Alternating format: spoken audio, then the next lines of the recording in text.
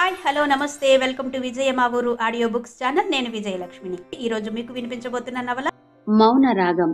నవల 10వ భాగం వింటారు.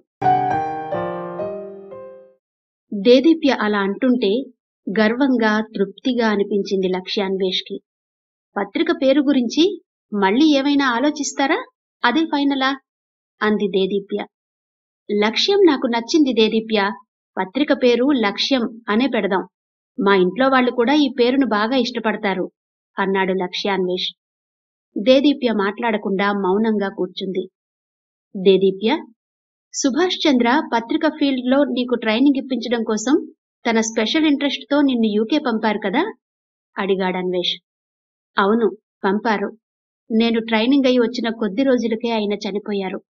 అదే ట్రాజిడీ అంది బాధగా. సుభాష్ చంద్ర గుర్తురాగానే ఆమె మూడ్ అవుట్ అవుతుంది. ఆమెను అలాంటి మూడ్లో చూడడం అతనికి ఇష్టం లేదు. ఇంకెప్పుడూ సుభాష్ చంద్రను గుర్తు చెయ్యకూడదు అనుకున్నాడు. రేపు ఢిల్లీ వెళ్లి మన పత్రికకు లక్ష్యం అనే పేరు రిజిస్టర్ చేయించుకుని వస్తాను అన్నాడు లక్ష్యాన్వేష్. ఓకే అంది దేదీప్య. లక్ష్యం పేరు విన్నప్పుడు ఆమె ముఖంలో అంతులేని తృప్తి తొంగి చూడడం లక్ష్యాన్వేష్ గమనించాడు. ఆ క్షణంలో లక్ష్యం కోసం ఏమైనా చెయ్యాలి, ఏదైనా సాధించాలి, ఎంతైనా కష్టపడాలి అన్నది వాళ్ళిద్దరిలో అంతర్లీనంగా ఇంజెక్ట్ అయింది.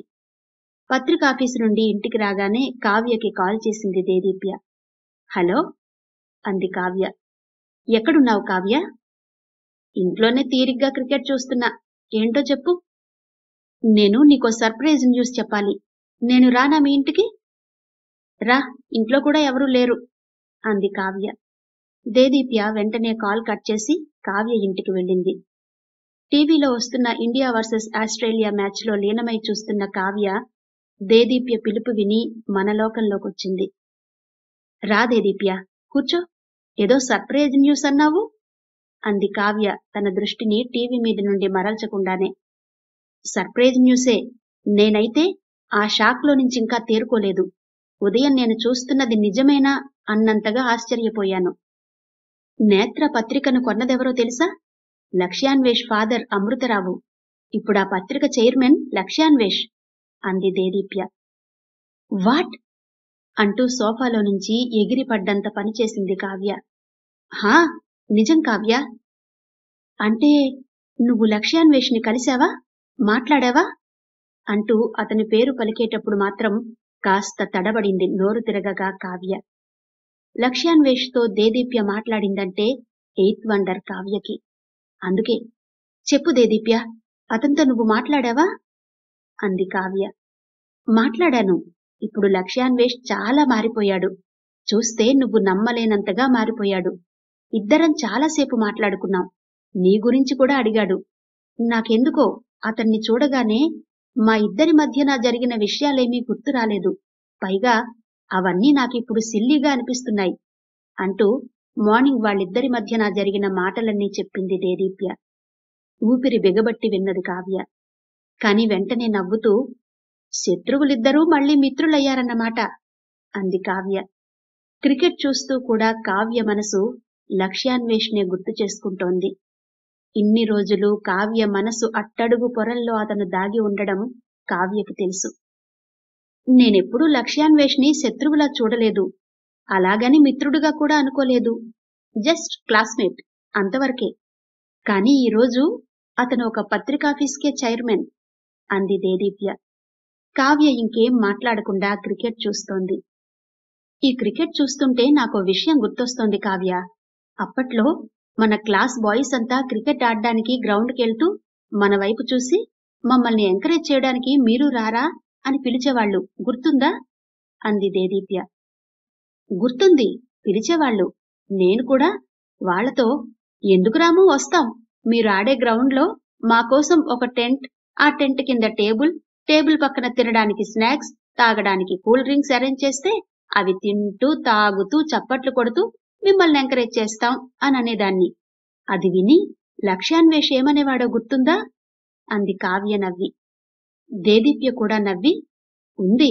అవన్నీ అరేంజ్ చేయడానికి ముందు నువ్వు డబ్బులివ్వు అంటూ నీ వైపు చూసేవాడు.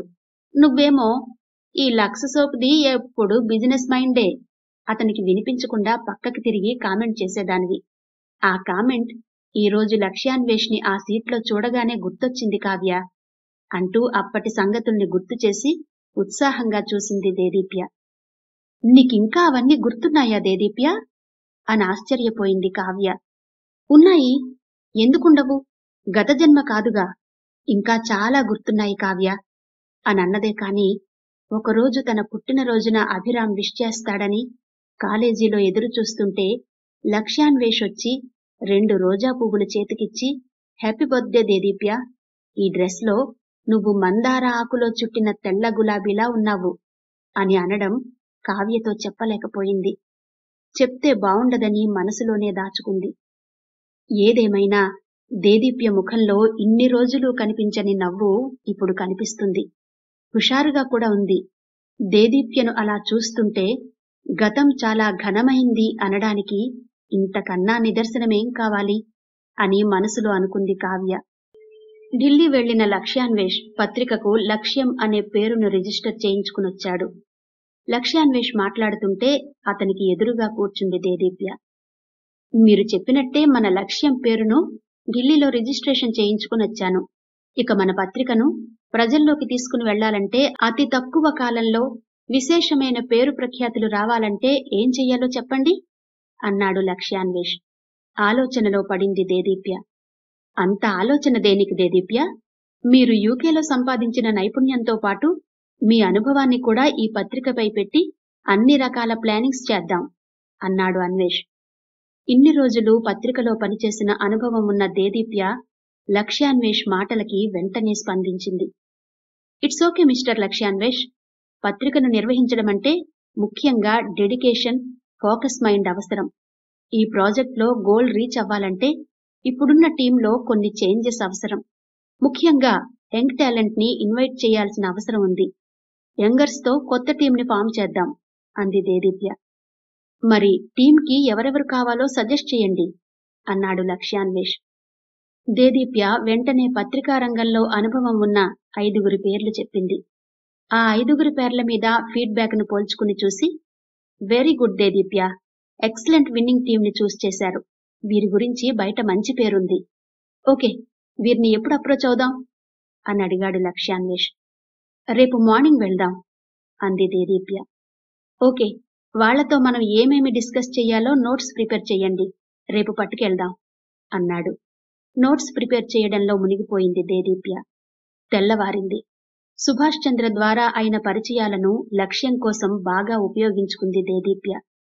నోట్స్ ప్రిపేర్ చేసి వెళ్లడానికి రెడీ అయింది. లక్ష్యాన్వేష్ దేదీప్యకి కాల్ చేశాడు. కాల్ లిఫ్ట్ చేసి, I'm ready Lakshyanvesh, where are you అంది దేదీప్య. నేను బయలుదేరుతున్నాను దేదీప్య, 5 మినిట్స్లో మీ ఇంటి దగ్గరుంటాను అని కాల్ కట్ చేశాడు. తనే స్వయంగా కారు డ్రైవ్ చేసుకుంటూ వెళ్లి దేదీప్య ఇంటి ముందు కారు ఆపాడు. దేదీప్య వచ్చి కారెక్కింది. ఇద్దరూ కారులో వెళ్లిపోయారు. వాళ్లు చూస్ చేసుకున్న 5 టీం మెంబర్స్ ని పర్సనల్ గా కలుసుకుని లక్ష్యం పత్రిక గోల్స్ ని, ఫ్యూచర్ ప్లాన్స్ ని ఎక్స్ప్లెయిన్ చేశారు. మీరు మా పత్రికలో చేరాలని వాళ్లని కోరారు. లక్ష్యాన్వేష్ లక్ష్యాలను నచ్చిన ఆ విన్నింగ్ టీం అతని ప్రపోజల్స్ ని ఓకే చేశారు. దేదీప్య, లక్ష్యాన్వేష్ చాలా సంతోషపడ్డారు.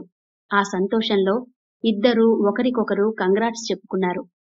సర్, మా ప్రపోజల్స్ ని యాక్సెప్ట్ చేసినందుకు థ్యాంక్స్ అంటూ రేపు ఆఫీస్కొచ్చి వాళ్లను జాయిన్ కమ్మని చెప్పారు. తర్వాత రోజు 5 టీం మెంబర్స్ ఆఫీస్కి రావడంతో లక్ష్యాన్వేష్, దేదీప్య వాళ్లను రిసీవ్ చేసుకుని వాళ్ల ఛాంబర్లలో బాధ్యతలన్నీ అప్పగించారు. మధ్యాహ్నం 5 టీం లీడర్స్ దేదీప్యతో కలిసి కాన్ఫరెన్స్ ని అరేంజ్ చేశాడు లక్ష్యాన్వేష్. పత్రికను బయటకు తీసుకురావడానికి ప్లాన్ తయారు చేసి చర్చలు జరిపారు. ఆ 5లో 4 డైరెక్టర్స్, 1 పత్రిక ఎడిటర్, లక్ష్యాన్వేష్ పత్రికకు చైర్మన్, దేదీప్య చీఫ్ అడ్వైజర్ గా ఉండాలని నిర్ణయం తీసుకున్నారు. 100 కోట్ల భారీ ప్రాజెక్టుతో ఆంధ్రప్రదేశ్ మొత్తం 23 ఎడిషన్లు, మెట్రో సిటీస్ బెంగుళూరు, ఢిల్లీ, చెన్నైలలో కూడా మోడర్న్ టెక్నాలజీతో పత్రికను తీసుకురావాలని డిసైడ్ అయ్యారు. దీంతో పాటు ఇంటర్నెట్ ఎడిషన్ ని కూడా తీసుకురావాలనుకున్నారు. వెంటనే ఆయా డిస్ట్రిక్ట్ సెంట్రల్ ఆఫీస్లో central desk, regional desk, advertisement circulation, administration, production శాఖలను రీకన్స్ట్రక్ట్ చేయడానికి ప్లానింగ్ తయారు చేసుకున్నారు. తెల్లవారి అన్ని జిల్లాల్లోనూ ఆఫీస్కొచ్చి టీం లీడర్స్ వాళ్ల పనుల్లో నిమగ్నమయ్యారు. దేదీప్య, లక్ష్యాన్వేష్ ఇతర దేశాల్లో ఉన్నటువంటి పత్రికల టెక్నాలజీని స్టడీ చేసి చాలా అడ్వాన్స్ మిషన్స్, టెక్నాలజీకి ఆర్డర్స్ ఇచ్చారు. ఎడిటర్స్ తో సహా మిగతా టీంల లీడర్స్ తమ సెక్షన్లలో టాలెంటెడ్ పర్సన్స్ ని జాయిన్ చేసుకున్నారు. జిల్లా ఎడిషన్లలోనూ మెరుగైన టీంలను ఎంపిక చేసుకుని నియామకాలు పూర్తి చేసి పత్రిక ప్రచురణకు అంతా సిద్ధం చేసుకున్నారు. ఇదంతా జరగడానికి 2 నెలలు పట్టింది. ఈ 2 నెలల్లో లక్ష్యాన్వేష్, దేదీప్య తమను తాము మరచిపోయి చాలా కష్టపడి పనిచేశారు. అనుకున్నట్టుగానే లక్ష్యం పత్రిక ప్రారంభించడానికి మొత్తం సిద్ధమైంది. అన్ని జిల్లా కేంద్రాల్లోనూ, మెట్రో సిటీస్ లోనూ పత్రిక డమ్మీలు కూడా సిద్ధం చేశారు. ప్రాక్టీస్ కూడా అయిపోయింది. లక్ష్యాన్వేష్, దేదీప్య, ఎడిటర్స్, సహ డైరెక్టర్స్ లో కాన్ఫిడెన్స్ పెరిగింది. డమ్మీలోనే పత్రిక వర్త్ బయటపడింది. అనుకున్న దానికన్నా ఎక్కువ రిజల్ట్ రావడంతో అందరూ సంతోషంగా ఫీల్ అయ్యారు. లక్ష్యాన్వేష్, దేదీప్య, డైరెక్టర్స్, ఎడిటర్ అతి ముఖ్యమైన సమావేశాన్ని నిర్వహించారు. పత్రిక ప్రారంభోత్సవానికి ఎవరి చేత ప్రారంభించాలనే చర్చ అందరిలో మొదలైంది. లక్ష్యం పత్రికకి అబ్దుల్ కలాం అయితేనే తగిన వ్యక్తి అని అభిప్రాయం అందరిలో వ్యక్తమైంది. అబ్దుల్ కలాం అపాయింట్మెంట్ కోసం దేదీప్య, లక్ష్యాన్వేష్ వెళ్లారు. లక్ష్యం ఆవిష్కరణోత్సవానికి అబ్దుల్ కలాం అపాయింట్మెంట్ కి అనుగుణంగా డేట్ ఫిక్స్ అయింది. అన్ని జిల్లా కేంద్రాల్లో మెట్రో సిటీ సిబ్బందికి లక్ష్యాన్వేష్, దేదీప్య, ఎడిటర్, డైరెక్టర్లు డేట్ ని అనౌన్స్ చేశారు. అన్ని ప్రచురణ కేంద్రాల్లో ఈ ఫంక్షన్ ని గ్రాండ్ గా అరేంజ్ చేశారు. దానికనుగుణంగా ఏర్పాట్లు పూర్తయ్యాయి. అందరూ ఎదురు చూస్తున్న లాంచింగ్ డేట్ రానే వచ్చింది. విశాఖ సముద్ర తీరాన ఆవిష్కరణ సభకు అతిథులంతా వచ్చారు. మేధావులు, ప్రజాస్వామ్యవాదులు, కవులు, కళాకారులు, ప్రజలు విశేషంగా ఆవిష్కరణ సభకు హాజరయ్యారు. అందరి హర్షధ్వానాల మధ్య లక్ష్యాన్వేష్ తన లక్ష్యం ప్రతులను అబ్దుల్ కలాం గారి చేతికందించారు. చిరునవ్వుతో అబ్దుల్ కలాం వాటిని స్వీకరించి లక్ష్యాన్వేష్ లక్ష్యాన్ని ప్రజల చేతికందించారు. సభలో ఉన్న అధికారులు, వివిధ వర్గాల ప్రజలు అన్వేష్ లక్ష్యాన్ని గుండెలకి హత్తుకున్నారు. తొలి సంచికలో ఉన్న లక్ష్యాలు, అంశాలు, అన్ని వర్గాలను ఆకట్టుకునే రీతిలో ఉన్న రచనలు, వివిధ రకాల ప్రజల జీవితాలను ప్రతిబింబించే వార్తలు సభికులను మంత్రముగ్ధుల్ని చేశాయి. ఆ ఆవిష్కరణ సభలో ప్రతి వ్యక్తి లక్ష్యాన్వేష్ లక్ష్యాన్ని అభినందించిన తీరు, ప్రశంసలతో ముంచెత్తిన విధానం లక్ష్యం పత్రికకు ఉన్న భవిష్యత్తును చెబుతుండడంతో దేదీప్య ఎంతో గర్వపడింది. తను అనుకున్నది సాధించడంతో కొంత సక్సెస్ అయ్యానని తృప్తిగా ఫీల్ అయింది. ఆ రోజు పార్టీ ముగిశాక లక్ష్యాన్వేష్, దేదీప్య కార్లో మాట్లాడుకుంటూ బయలుదేరారు. రోడ్డు పక్కన ఉన్న 2 ముసలివాళ్లలో ఒకరు స్పృహ తప్పి పడిపోతే ఇంకొకరు ఏడుస్తూ కూర్చొనుండడం గమనించిన దేదీప్య దిగ్భ్రాంతి చెంది వెంటనే కార్ ఆపమని లక్ష్యాన్వేష్ తో చెప్పింది. లక్ష్యాన్వేష్ కార్ ఆపుతూ ఎందుకన్నట్టుగా చూశాడు. వాళ్ళిద్దరూ మా అత్తా మామగార్లన్వేష్ అని దేదీప్య అనగానే మెరుపులా కిందికి దిగి వాళ్ల దగ్గరకు వెళ్లాడు లక్ష్యాన్వేష్. అతనితో పాటు దేదీప్య కూడా కారు దిగి వెళ్ళింది. ఇక్కడున్నారేంటి అత్తయ్య? ఏం జరిగింది? అని కంగారుగా అడుగుతున్న దేదీప్యను చూసి ఆమె ఏడుపు స్థాయి ఇంకా పెరిగింది. ఆ ఉప్పెన ఆగేలా లేదు. ఏం జరిగిందత్తయ్య? మామయ్య గారికేమైంది? అంది బాధగా బలరామయ్య వైపు చూస్తూ. లక్ష్యాన్వేష్ అలాగే చూస్తూ నిలబడ్డాడు. మాట్లాడలేకపోతోంది భ్రమరాంబిక. ఆమె గత కొన్ని రోజులుగా తిండి సరిగ్గా తిన్నట్టు లేదు. నోట మాట రావడం లేదు. ఆ ఏడుపు కూడా కష్టంగా ఏడుస్తోంది. సరే, ముందు ఇంటికెళ్దాం రండి అంటూ మామగారిని లక్ష్యాన్వేష్ సాయంతో కారులో ఎక్కించింది దేదీప్య. వాళ్లతో పాటు భ్రమరాంబిక కూడా కారెక్కింది. వాళ్లను దేదీప్య ఇంట్లో వదిలి లక్ష్యాన్వేష్ వెళ్లిపోయాడు. కోడలి వైభోగం, సౌకర్యవంతమైన జీవితం, ఆ ఇల్లు చూస్తుంటే భ్రమరాంబికకి మతిపోతోంది. దేదీప్య వెంటనే డాక్టర్ గారికి ఫోన్ చేసింది. డాక్టర్ వచ్చి బలరామయ్యకు తగిన ట్రీట్మెంట్ ఇచ్చి వెళ్లారు. ఏసీ రూంలో పడుకుని హాయిగా నిద్రపోతున్న భర్తను చూసి నిశ్చింతగా గాలి పీల్చుకుంది భ్రమరాంబిక. ఆమె కడుపు నిండా తిండి తిని ఎన్ని రోజులైందో.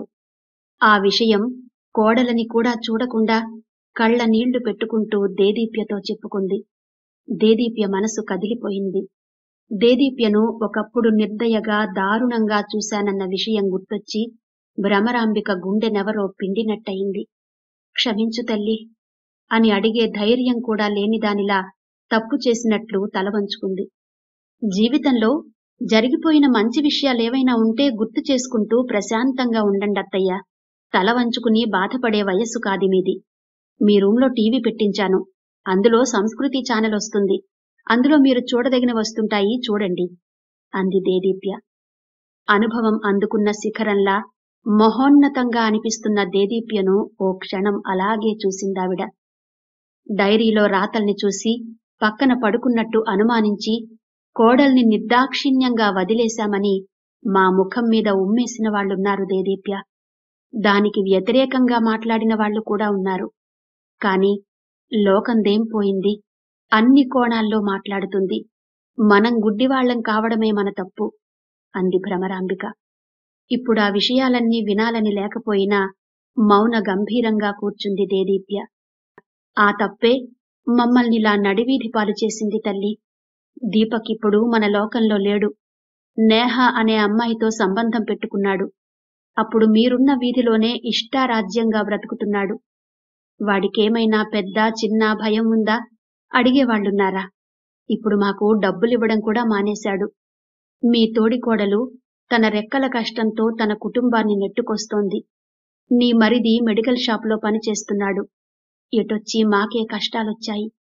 ఈ వయస్సులో ఏ పని చెయ్యలేం కదమ్మా అంది భ్రమరాంబిక. అతి సహజంగా మాట్లాడుతున్న ఆమెనే చూస్తూ గాఢంగా శ్వాస పీల్చి, ఎవరా నేహ అని మనసులో అనుకుంది. మీరే పని చెయ్యనవసరం లేదత్తయ్యా. ఇక నుండి నా దగ్గరే ఉండండి అంది దేదీప్య. దీపక్ లేకుండా మేము నీ దగ్గర అంది భ్రమరాంబిక. నేను మీ కోడల్నే కదా, పరాయిదాన్ని కాదుగా. ఈ పరిస్థితిలో మీరు నా దగ్గరుండడమే శ్రేయస్కరం అంది దేదీప్య. మేము నీకేం చేశామని మా మీద ఈ దయ? పైగా నిన్ను కష్టపెట్టాం కూడా అంది భ్రమరాంబిక తన తప్పును తాను తెలుసుకున్నదానిలా. మిమ్మల్ని నేను అర్థం చేసుకోగలనత్తయ్యా. మీరు నాకు న్యాయం చెయ్యలేదని, నా వైపున మాట్లాడలేదని ఒకప్పుడు నేననుకున్న మాట వాస్తవమే. కాని ఇప్పుడలా అనుకోవడం లేదు. నాకు కూడా మీ అవసరం ఉందనుకుంటున్నాను అంది. మా అవసరం నీకా? అలా అనకు తల్లి. నువ్వెక్కడా, మేమెక్కడా అందావిడ.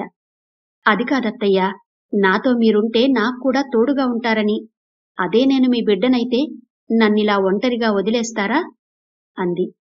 అంత మాటనకు దేదీప్య. నువ్వు చిటిక వేస్తే చాలు, నీ ముందు వాలేవాళ్లు ఎందరో ఉన్నారు. ప్రస్తుతం నీ స్థితి మాకు తెలియంది కాదు. నీకు మేం తోడేంటి అంది భ్రమరాంబిక. వాళ్లంతా మనవాళ్లవుతారా అత్తయ్య?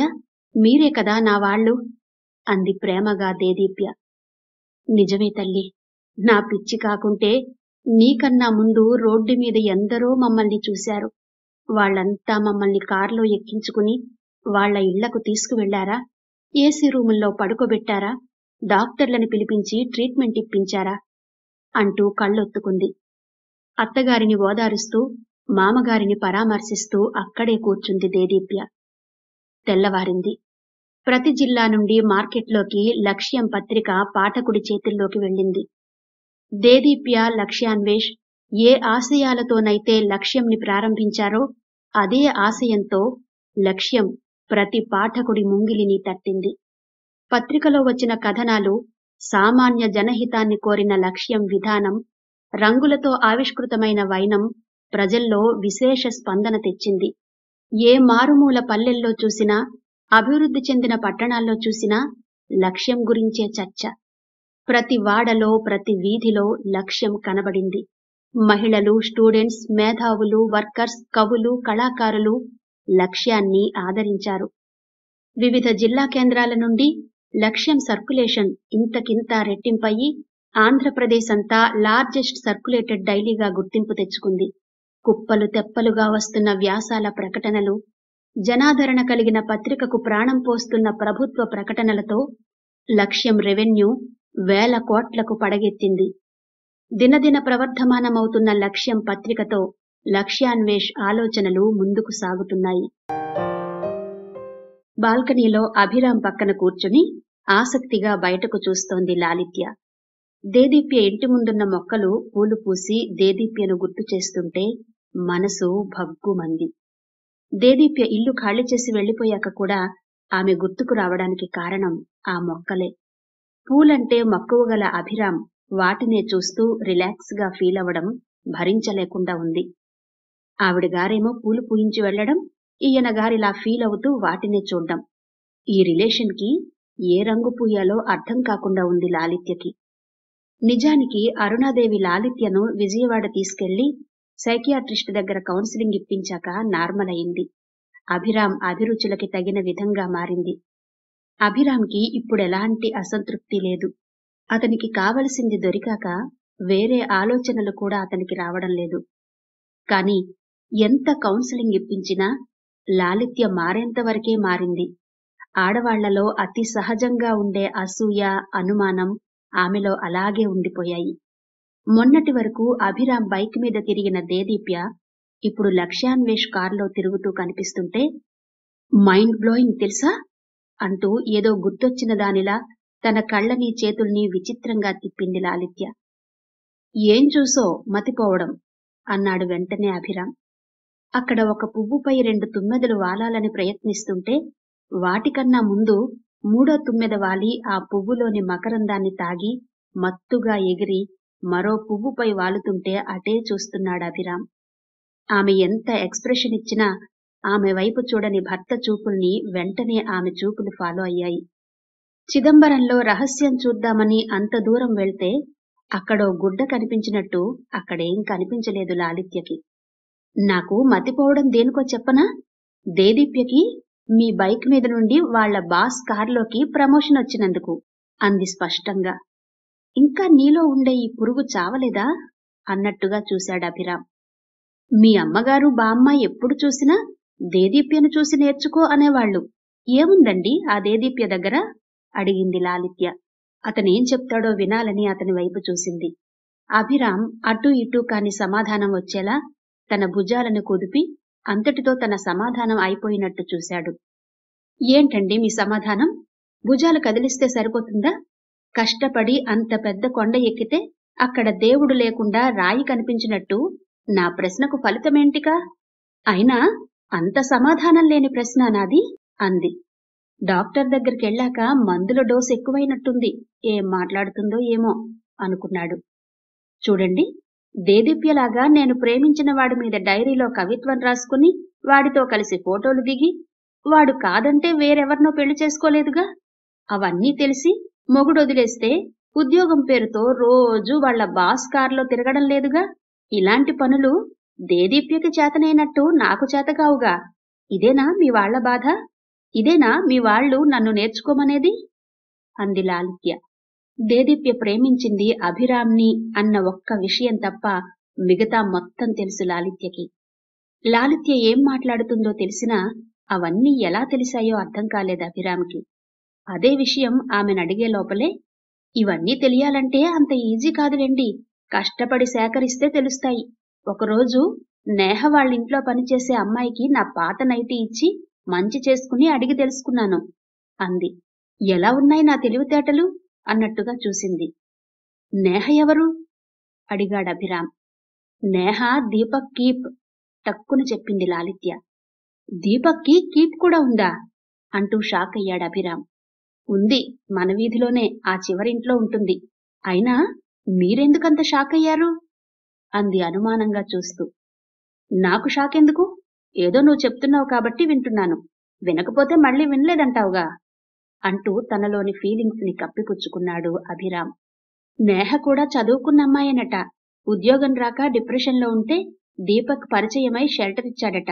దీపక్ ఎంత మంచివాడో, అతనిదెంత మంచి మనసో కదండి.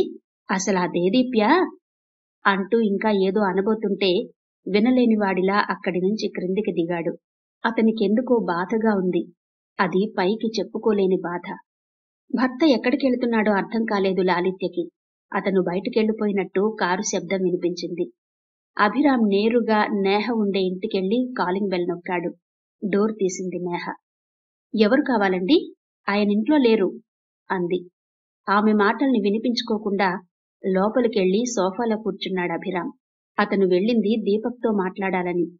కాని అతను లేకపోవడంతో నేహ వైపు చూశాడు. కూర్చో, నీతో మాట్లాడాలి అన్నాడు.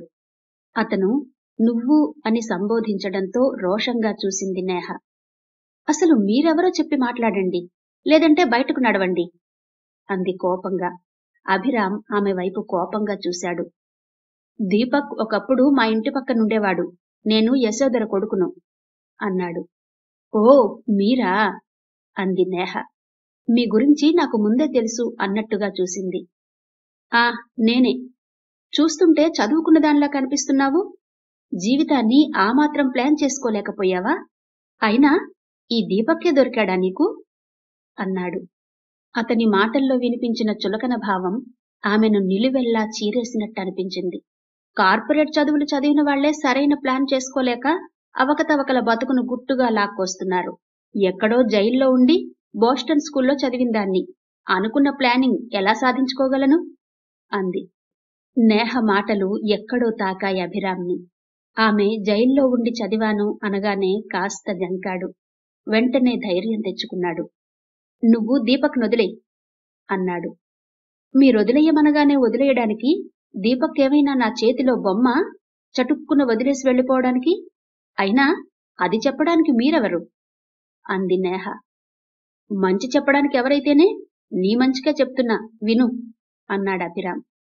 ఏంటండి మీరు చెప్పే మంచి? నా సమక్షంలో అతను బావున్నాడు. నేను కూడా అతని నీడలో హాయిగా ఉన్నాను. అంతకన్నా మంచేంటి అంది నేహ. ఆ మాటలకు అసహ్యంగా చూశాడు. పెళ్లి చేసుకోకుండా కలిసుండడానికి సిగ్గుగా లేదు అన్నాడు కోపంగా అరుస్తూ. పెళ్లి చేసుకుని భర్త ఉండగా వేరే వాళ్లతో తిరగట్లేదుగా నేను, ఆ దేదీప్యలాగా అంది నేహ కూడా అదే స్థాయిలో అరుస్తూ. నోర్ముయ్ అన్నాడు. అసలే మాటంటే పడిని నేహ అతనలా నోర్ముయ్ అనగానే ఉక్రోషంతో ఉడికిపోయింది. దీపక్ తరపు వాళ్ళనెవ్వర్నీ నేనింతవరకు చూడలేదు. వాళ్ళెవరూ మీలాగా నన్ను బెదిరించలేదు. అయితే మీరు దేదీప్య తరపు నుండొచ్చారన్నమాట అంది సూటిగా. అభిరామ్ సమాధానం చెప్పలేకపోయాడు. ఒక్క క్షణం నిస్సహాయంగా చూశాడు. అతని నిస్సహాయతను వెంటనే గమనించింది నేహ. నిర్లక్ష్యంగా నవ్వింది. ఆమె దృష్టిలో దేదీప్యను పూచిక పుల్లను చేసి వదిలాడు దీపక్. ఆమె తరపున రావడానికి ఎవరూ లేరని కూడా చెప్పాడు. ఆ ధైర్యంతోనే దీపక్తో కలిసి ఉంటోంది. నేహ నవ్విన నవ్వు అతనిలోని ఆత్మబలాన్ని హరించివేసింది. ఇప్పుడు తను ఏమాత్రం ఆవేశపడినా పరిస్థితి క్లిష్టంగా మారే అవకాశం ఉందని గ్రహించాడు. నన్ను నోర్ముయ్ అంటూ, సిగ్గులేదా అంటూ వ్యక్తిత్వం లేని వాళ్లను బెదిరించినట్టు బెదిరిస్తున్నారు. మిమ్మల్ని బెదిరించడానికి నాకు లేదా నోరు? దేదీప్య తరపున మాట్లాడ్డానికి నా దగ్గరకు మీరొచ్చారని నేను కూడా మీ భార్యతో చెప్పగలను అంది నేహ. పెద్దగా అరవకపోయినా స్పష్టంగా, నెమ్మదిగా. అసలే భయస్థుడైన అభిరామ్కి చెమట్లు పోశాయి. తను వెళ్లి మాట్లాడగానే ఆమె భయపడి పరిగెత్తుతుందనుకున్నాడు. ఇలా రివర్స్ అవుతుందనుకోలేదు. ఏం చెయ్యాలో తోచలేదు. సరే, నేను చెప్పేదేదో చెప్పాను, ఆ తర్వాత నీ కర్మ అంటూ వెళ్ళిపోయాడు. జీవితమంటే చందమామ కథ కాదని, ఏదీ ఆకాశం నుండి రాలిపడదని నమ్మి తన పూర్తి స్థాయి శక్తి సామర్థ్యాలను వినియోగించి తనేంటో నిరూపించుకుంది దేదీప్య. అట్టడుగున ఎదురయ్యే అనుభవాలను తట్టుకుంటూ, అనేక సమస్యలకు ఒంటరిగా పరిష్కారం వెతుక్కుంటూ, చేదు నిజాలను జీర్ణించుకుంటూ ముందుకు సాగే వ్యక్తిత్వం ఉన్న దేదీప్య ప్రతి సమస్యను తన మానసిక ఎదుగుదలకి ఓ అవకాశంగా భావించిందే కాని ఏనాడు ఏడుస్తూ కూర్చోలేదు. కాని 6 నెలలుగా ఇంటా బయట ఆఫీసులో వచ్చిన మార్పులు దేదీప్య మనసు మీద ఎక్కువ ప్రభావం చూపిస్తున్నాయి. ఎంత కష్టపడ్డా, ఎంత సాధించినా శారీరకంగా, మానసికంగా సంతృప్తికరమైన రిలీఫ్ లేక విరక్తిగా, బాధగా, చిరాగ్గా అనిపిస్తూ ఎవరితో మాట్లాడాలన్నా విసుగ్గా ఫీలవుతోంది. చిన్న విషయాలకి కూడా కోపం తెచ్చుకుంటోంది.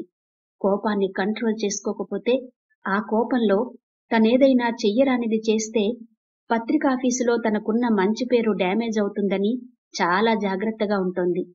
కాని తనకొచ్చిన కష్టాలు, వ్యధను కలిగించిన సమస్యలు, అనుభవించిన మానసిక క్షోభ గుర్తొస్తూ ఈరోజెందుకో గట్టిగా ఏడవాలనిపిస్తోంది దేదీప్యకి. ఏడ్చే అదృష్టం కూడా అందరికీ రాదు. ఏడవడానికి కూడా ఆమెకి తగినంత ప్రైవసీ దొరకడం లేదు. హాయ్ దేదీప్య అంటూ కావ్య వచ్చింది. దేదీప్యకి ఎదురుగా కూర్చుంది. కావ్య అప్పుడప్పుడు దేదీప్య వాళ్ళ ఆఫీస్కొస్తుంది. హాయ్ అంది దేదీప్య. తన ముఖంలోని బాధను బయటపడనీయకుండా జాగ్రత్త పడింది. ఏదో అవసరం ఉన్నట్టు క్రింది కొంగి వెతకసాగింది. ఏంటి దేదీప్య వెతుకుతున్నావ్? పోతే దొరకడం కష్టం, వెతకడం వృధా ప్రయాస. ముందే జాగ్రత్త ఉండొద్దా? అంది కావ్య. దేదీప్య ఏం మాట్లాడలేదు.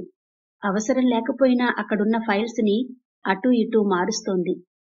కావ్య దేదీప్య ముందు కూర్చుని ఉందనే కాని దేదీప్యను పట్టించుకోవడం లేదు. ఆమె మనసంతా లక్ష్యాన్వేష్ ఛాంబర్ వైపే ఉంది. దేదీప్య దగ్గరికి వచ్చిన ప్రతిసారి ఆమెతో మాట్లాడినంతసేపు మాట్లాడి, ఆ తరువాత ఏ మాటలు లేకపోయినా లక్ష్యాన్వేష్ కి కనిపించి వెళుతుంది. దేదీప్యను లక్ష్యాన్వేష్ ను చూస్తుంటే కాలేజీ రోజులు కళ్ల ముందు కదులుతుంటాయి కావ్యకి. అతను ఎంత బ్రతిమాలేవాడో. ఒక్కసారి కావ్య, ఒకే ఒక్కసారి దేదీప్యతో నన్ను మాట్లాడిపించు. ఎలాగైనా తనను నాతో మాట్లాడేలా చెయ్యి. మా ఇద్దర్నీ కలిపి పుణ్యం కట్టుకో అని. దేదీప్య పుట్టినరోజున కావ్య చూస్తుండగానే లక్ష్యాన్వేష్ దేదీప్యకి దగ్గరగా వెళ్లి బర్త్డే గ్రీటింగ్ కార్డిస్తూ, ఈ రోజు నువ్వు మందారాకులో చుట్టిన తెల్ల గులాబీలా ఉన్నావు దేదీప్య అన్నాడు. ఎంత సున్నితమైన పోలికాది. ఆ రోజు ఆ మాటలు తను విన్నట్టు దేదీప్యకు తెలియదు. అదిప్పుడు గుర్తుకు రాగానే దేదీప్య వైపు చూసింది. అలా ఉన్నావేం దేదీప్య? దేని గురించైనా బాధపడుతున్నావా? అడిగింది కావ్య.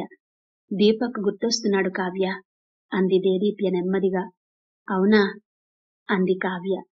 దేదీప్య ముఖంలోని భావాలను చదవాలని ఆమె చేతిమీద చెయ్యి ఉంచి అక్కడే కూర్చుంది కావ్య. కొన్ని మౌనాల వెనుక బాధ ఉంటే, కొన్ని దూరాల వెనుక ప్రేమ ఉంటుంది. ప్రేమ లేని మనిషి ఉండరు, గాయం లేని గతం ఉండదు. కాని దేదీప్యను అర్థం చేసుకోవడం అంత సులభం కాదని మౌనంగా కూర్చుంది. కొద్దిసేపయ్యాక, మరి దీపక్ గుర్తొస్తున్నాడు కదా, ఏం ఆలోచిస్తున్నావు అతని గురించి అంది నెమ్మదిగా కావ్య. ఆలోచించలేదు కావ్య, గుర్తొస్తున్నాడు. అయినా ఆలోచించడానికేముంది? నేను మౌన శిల్పాన్ని కాదు కదా, మౌన రాగాన్ని. అందుకే ఆలోచించట్లేదు అతని గురించి అంది దేదీప్య. సరే, ఇక నేను వెళతాను దేదీప్య, మళ్ళీ కలుస్తాను అని చెప్పి కావ్య వెళ్ళింది. ఆఫీసులో వర్క్ కంప్లీట్ కాగానే దేదీప్య కూడా ఇంటికెళ్ళింది. ఇంటికెళ్లగానే ఫ్రెష్ అప్ అయి అత్తామామలతో కలిసి డిన్నర్ చేసింది. నాప్కిన్తో చేతులు తుడుచుకుని తన గదిలోకి వెళ్ళింది. చాలాసేపు ఆలోచిస్తూ నిద్రపోలేదు. ఆ తరువాత బలవంతంగా కళ్ళు మూసుకుని పడుకుంది. నెమ్మదిగా నిద్రపోయింది. కలలో ఎవరో ఆమె వెంటపడుతున్నారు. ఎవరో చూద్దామనుకుంటే ముఖం కనిపించలేదు. ఎడారిలో పరిగెత్తి పరిగెత్తి బాగా అలసిపోయింది. దాహంగా ఉంది. నీటి కోసం వెతుక్కుంటూ వెళ్ళింది. అక్కడ నేతి గిన్నెలు కనిపించాయి. ఇప్పుడు నేతి గిన్నెలు నాకెందుకు? ఎన్ని గిన్నెలు నెయ్యి తాగినా నా దాహం తీరుతుందా అనుకుంది. ఆమెను కావాలనుకున్న వాళ్ళు నెమ్మది నెమ్మదిగా వెనక్కి వెనక్కి వెళ్ళిపోతున్నారు. అది చూసి ఆమె గుండె పగిలి బీటలు వారుతోంది. ఆమెకు కావాలనుకున్న వాళ్ల కోసం చేతులు చాపుతోంది. దొరకడం లేదు. పరుగెత్తుతోంది. భయంతో అరుస్తోంది. హృదయం కదిలేలా ఏడుస్తోంది. ఆ బాధలో ఏం చెయ్యాలో తెలియలేదు. ఒకప్పుడు ఎప్పుడు ఫోన్ చెయ్యమన్నా చెయ్యని లక్ష్యాన్వేష్కి ఇప్పుడు ఫోన్ చెయ్యాలనిపించింది. ఫోన్ చేసింది. అతను వెంటనే లిఫ్ట్ చేసి హలో అన్నాడు. ఆమె మౌనంగా ఉంటే అతనే మాట్లాడుతున్నాడు. ఆమె నెమ్మదిగా ఏదో చెబుతోంది. అతను వింటున్నాడు, ఓదారుస్తున్నాడు. అతని ఓదార్పు ఆమె హృదయాన్ని సొమ్మసిల్లేలా చేసింది. వినడమే కాదు, ఓదార్చడం కూడా ఒక కళ. ఆ కళ లక్ష్యాన్వేష్లో సంపూర్ణంగా ఉంది. కొన్ని బాధలను ఆస్వాదించాలి దేదీప్య. అప్పుడే మన గుండెకుండే ధైర్యం తెలుస్తుంది. కొన్ని మాటలు భరించాలి. అప్పుడే మనలో ఎంత సహనం ఉందో తెలుస్తుంది. ఈ ధైర్యం, సహనం ఎంత అవసరమో ఇప్పుడు నీకు తెలుసు కదా. నువ్వు దీపక్ నుండి దూరమయ్యాక ఇవే కదా నిన్ను కాపాడాయి. అని అతను తన మృదు గంభీరమైన స్వరంతో చెప్పిన మాటలు దేదీప్య మనసులో పక్షుల గుంపులా సుడులు తిరిగాయి. ఇంకా ఏమన్నాడంటే, చూడు దేదీప్య, నువ్వు లోకాన్ని చాలా తక్కువగా చూశావు. అందుకే నువ్వొక్కోసారి మరీ బేలగా మారుతున్నావు. మనిషికి ఎప్పుడూ సుఖమే ఉండదని నీకు తెలీదా? ఇప్పుడేదో కష్టంలో ఉన్నావని కన్నీళ్లు పెట్టుకుంటే చూసేవాళ్లకు చులకన కాదా? బాధను మనసులో దాచుకోకుండా అందరితో పంచుకుంటూ వెళితే పక్కకెళ్ళి నవ్వుకోరా? నువ్వు ఎదుర్కొన్న పరాభవాలను, పడిన వేదనను, నీ వ్యక్తిత్వాన్ని కాలరాయాలనుకున్న వాళ్లను అప్పుడే మర్చిపోతే ఎలా? అలా మర్చిపోతే నీ పట్ల నువ్వు బాధ్యతగా, ప్రేమగా ఉండగలవా? అని ఇంకా తనకి చాలా చెప్పాడు ఫోన్లో. అదంతా వింటూ ఆమె 3 సంవత్సరాల తన సుదీర్ఘమైన గతంలోకి వెళ్ళింది. ఇప్పుడు మెలకువ వచ్చి చూస్తే ఎదురుగా భ్రమరాంబిక నిలబడి ఉంది. ఆందోళనతో దేదీప్య వైపే చూస్తూ ఉంది. ఆమె తన గదిలోకి ఈ టైంలో ఎందుకొచ్చిందో అర్థం కాలేదు దేదీప్యకి. ఏంటత్తయ్యా ఇలా వచ్చారు? ఏమైనా కావాలా? అని అడిగింది దేదీప్య. ఆమె వెంటనే మాట్లాడలేదు. నిద్ర పట్టట్లేదా ఇలా వచ్చారు? అంటూ లేచి కూర్చుంది. అదేం కాదు తల్లి, మీ మామయ్య గారు ఏడుస్తున్నారు. ఆయన్ను సముదాయించడం నా వల్ల కాలేదు. అందుకే ఇలా వచ్చాను.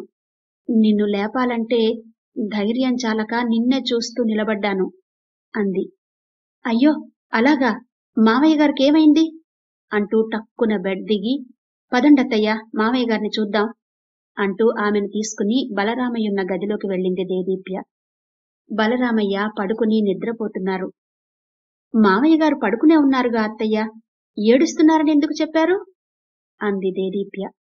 లేదమ్మా, నేను నీ దగ్గరకొచ్చే వరకు ఏడుస్తూనే ఉన్నారు. ఇప్పుడు పడుకున్నట్టుంది. నీకనవసరంగా శ్రమిచ్చాను. అయినా నీ గదిలోకి ఈ సమయంలో నేను రాకుండా ఉండాల్సింది అంది బాధగా. అదేం లేదులేండత్తయ్య. ఇంతకీ మామయ్య గారు ఎందుకు ఏడ్చారు? ప్రాబ్లం ఏంటో చెప్పండి. రేపు హాస్పిటల్కి తీసుకెళ్లి డాక్టర్ గారికి చూపిద్దాం అంది దేదీప్య. ఇప్పటికే నువ్వు మా కొడుకు దగ్గర లేకపోయినా మా కోసం ఎంతో చేశావు. ఇంకా ఎందుకు తల్లి ఈ హాస్పిటళ్ళు, మందులు? మేము నీకేమవుతామని అంది.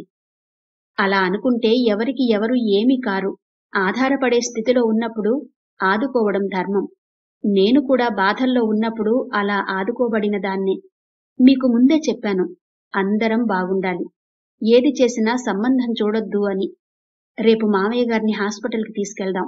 భయపడకుండా పడుకోండి అంది దేదీప్య. ఆయన బాధపడేది, ఏడ్చేది నీ గురించే తల్లి. ఆయన ఆరోగ్యం ఇప్పుడు బాగానే ఉంది అంది. నా గురించా? నా గురించెందుకు? అంది ఆశ్చర్యంగా. ఇప్పుడు నువ్వన్ని విధాలా బాగున్నావు తల్లి. కాని తోడు లేకుండా ఒంటరిగా ఉన్నావు. ఇదంతా దీపక్ నీకు చేసిన అన్యాయం వల్లనే కదా. అది తలచుకొని కొడుకుని తిడుతూ ఆయనలో ఆయనే ఏడ్చుకుంటూ ఉన్నారు. ఎంత ఆపినా ఆగలేదు. అందుకే నీ దగ్గరకొచ్చాను అంది. అవునా, మంచి పని చేశారు. ఈ విషయం గురించి రేపు నేను మామయ్య గారితో మాట్లాడతాను. మీరు పడుకోండి అంటూ ఆమె పడుకునే వరకు అక్కడే ఆగి తన గదిలోకి వెళ్ళింది దేదీప్య. కాని తను నిద్రలో ఉన్నప్పుడు లక్ష్యాన్వేష్కి తను కాల్ చేసి ఏడవడం, అతను ఓదార్చడం నిజం కాదని, కల అని తెలిసి థాంక్ గాడ్ అనుకుంటూ గట్టిగా కళ్ళు మూసుకుని పడుకుంది. రోజు కన్నా ముందుగానే నిద్రలేచింది దేదీప్య. వాకింగ్కి వెళ్లి వచ్చింది. ఫ్రెష్ అప్ అయి టిఫిన్ చేశాక, మావయ్య గారు మీతో కొంచెం మాట్లాడాలి. అత్తయ్య మీరు కూడా ఉండండి అంటూ ఆ ఇద్దరినీ ఒకే చోట కూర్చోబెట్టింది దేదీప్య. చెప్పమ్మా, ఏం మాట్లాడాలి అన్నారాయన అభిమానంగా. రాత్రి మీరు ఏడ్చారట కదా మావయ్య, అత్తయ్య చెప్పారు. అయినా ఈ వయస్సులో మీరు ఏడవడమేంటి అంది. ఆయన వెంటనే మాట్లాడలేదు. నేను ఒంటరినని మీకెవరు చెప్పారు మావయ్య? మీకు మీరే అలా అనుకోకండి. ప్రస్తుతం నేను చాలా పనుల ఒత్తిడిలో ఉన్నాను. తోడు గురించి ఆలోచించే టైం కూడా లేదు. అయినా మీరిప్పుడు నా గురించి ఆలోచించి ఏడ్చి ఏం చేస్తారు? ఏం చెయ్యగలరు అంది. ఇక ఈ కథను ఇక్కడితో ఆపుదామండి. మిగిలిన కథను 11వ భాగంలో వినిపిస్తాను.